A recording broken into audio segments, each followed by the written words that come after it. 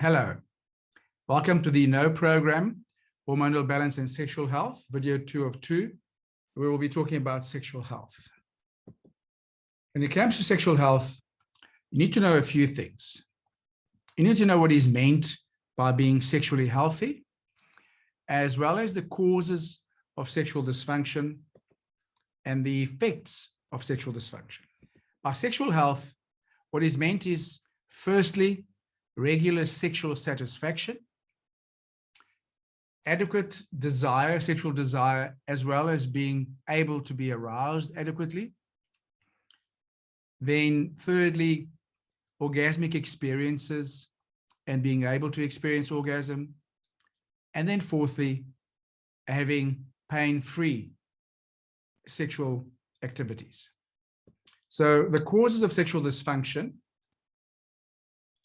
are divided into a few groups, and you will start to see that there is some repetition of causes that are linked to a lot of the things that we've been talking about in the health pillars, as well as some of the workshops that are coming around stress, anxiety, depression, chronic illness.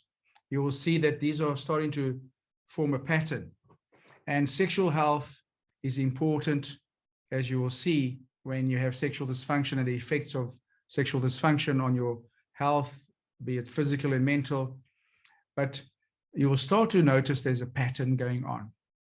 So causes of sexual dysfunction include chronic illnesses, hormonal imbalance, alcohol and drug abuse, anxiety and depression, and past sexual traumas, as well as there are a number of medication side effects. As for the effects of sexual dysfunction, those people that have issues around sexual health will many times have problems with decreased self-esteem, as well as mood levels where their mood isn't as high or as happy as it could be. They also exhibit higher levels of anxiety and depression, poor productivity at home and at work, and then a reduced overall happiness. So when it comes to what to do about your sexual dysfunction, you need to be able to identify the sexual dysfunction and then go on to restoring sexual health.